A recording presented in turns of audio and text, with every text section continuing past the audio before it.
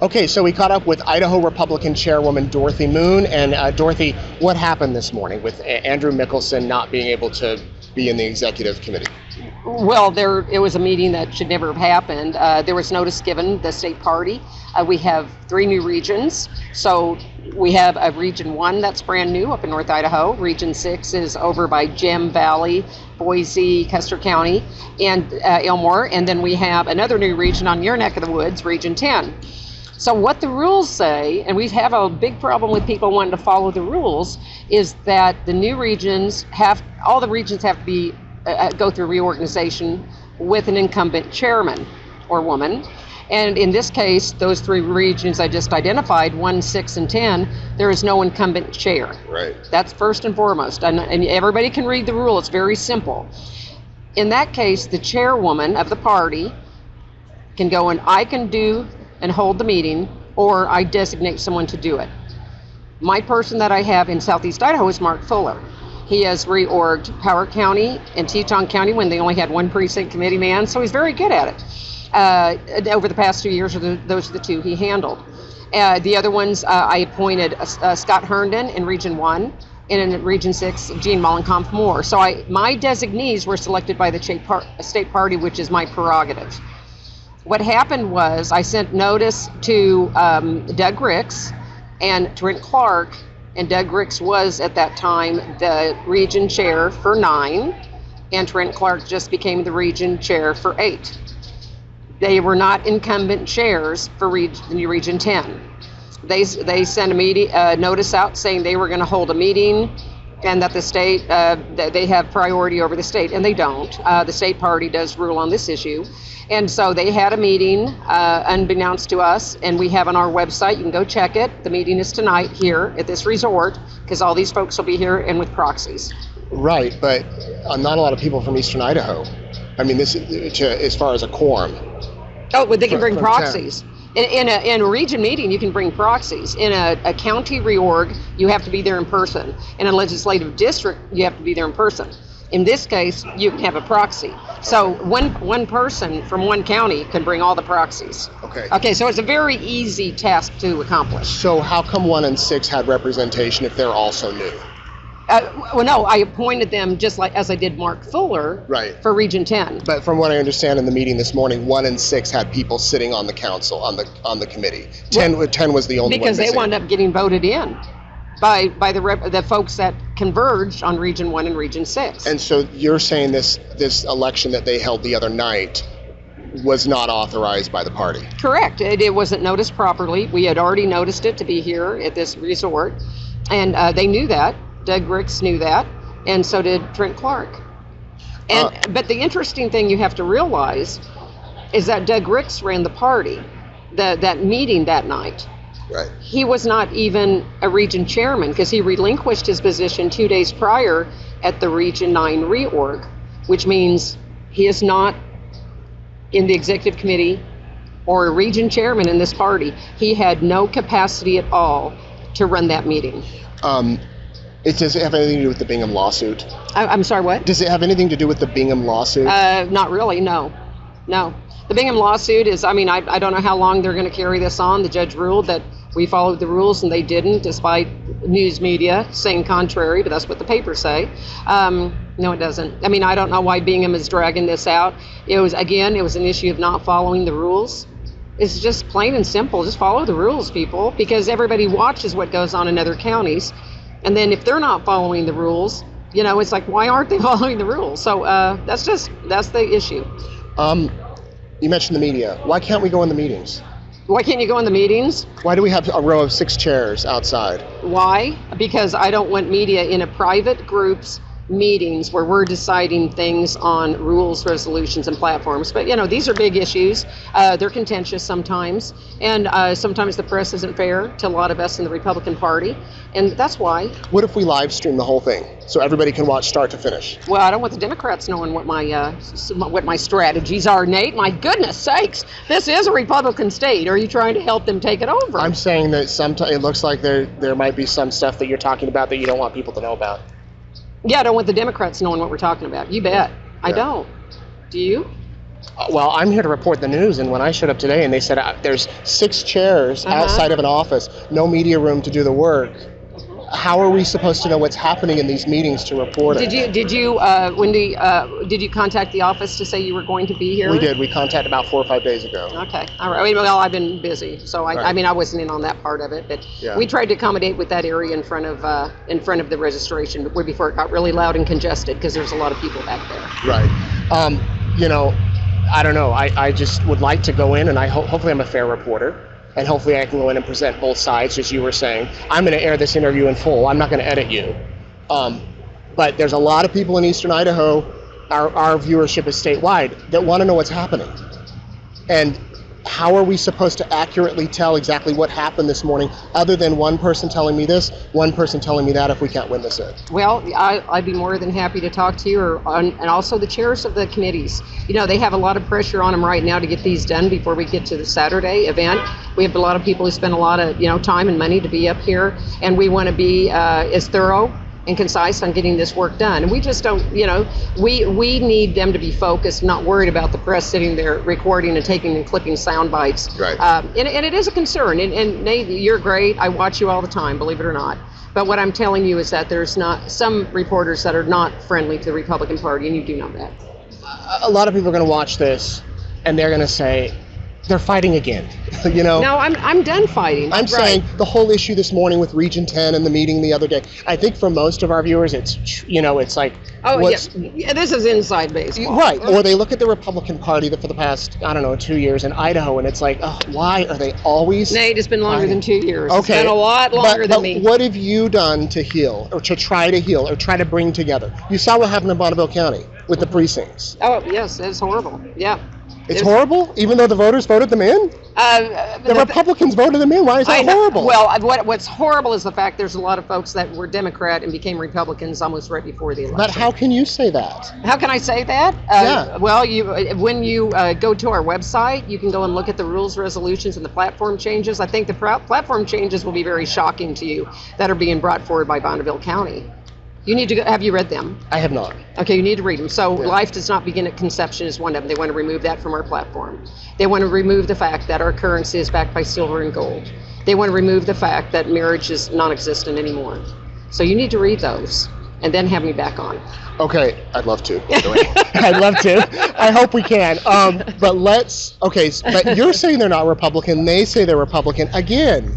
And I get that, the platform, this and that. There's some that say there's the far right and the moderates and all that. But that was quite a change in Bonneville. It was, but Nate, actions speak louder than words. I gave everybody the benefit of the doubt. But when I see platform changes that mirror the Democrat platform, it gives me pause. Some would say the Democrat platform's further along. I'm going to get you those 9 platform changes, and you read them, and you will be shocked. I would love. But I don't know if you're a Republican, so I don't know where you stand on this issue. I'm just wondering that some would say, you look at the Democrat platform, and they're going to say, whoa, you know what I mean. Yeah, well, the platform committee is going to be pretty contentious, I think, just because of these interesting platform changes. Can I come in?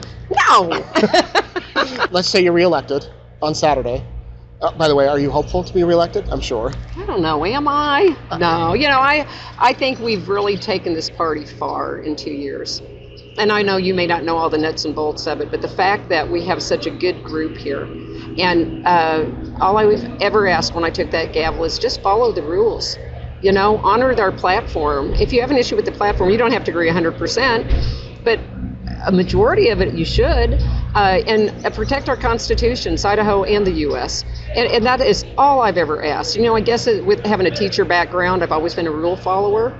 And it really does help an organization to thrive if everybody knows they're all on the same playing field.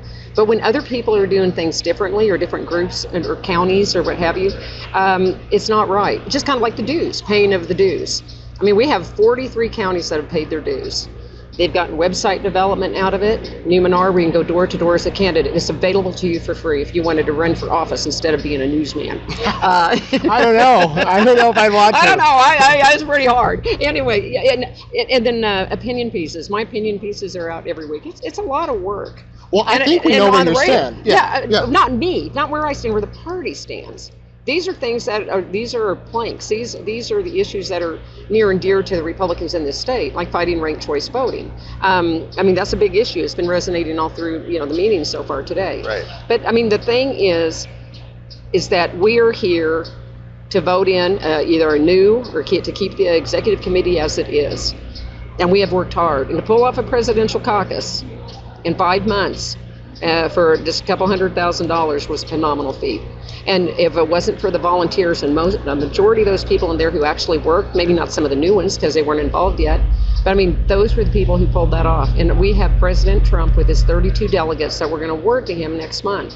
That wouldn't have happened by us losing our presidential primary. It happened because the grassroots Republicans stepped up. And that I'm proud of that. And I'm proud that people have that much faith in me to get out into 210 locations, 1,200 volunteers, and pull it off.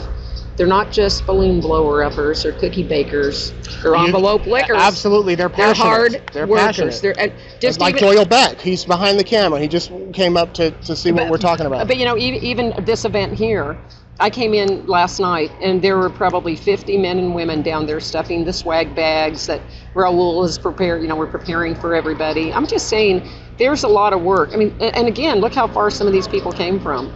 I mean, my lad, Ray Hubbard and his wife, that's a far distance. Right. It's far distance for me to come out of the mountains and then get up over on Highway 55. Right. Lucky for us, it's the most beautiful state in the Union. And this is a beautiful place where you're having the convention. Nice? I got to tell you that. Nobody can be complaining about this. What did you think of the Bonneville, the old leadership, sending all the money to the party before the new leadership was elected? I thought that was nice.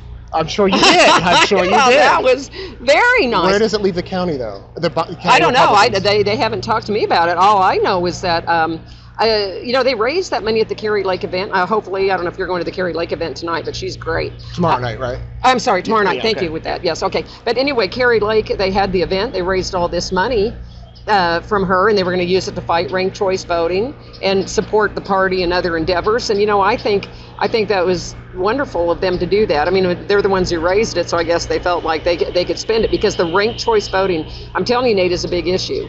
And Neil and Julie down in your neck of the woods, they are adamant against it. They know what's coming, and they've been reporting on it a lot. And we all need to get behind it. And I know the press is kind of limited on what they can do on some of these issues, but this is one. And those funds that Bonneville County gave us for that will be used to fight ranked choice voting. I'll tell you that right now. I mean, as soon as this event is over this weekend, we're on it. I appreciate you giving me time.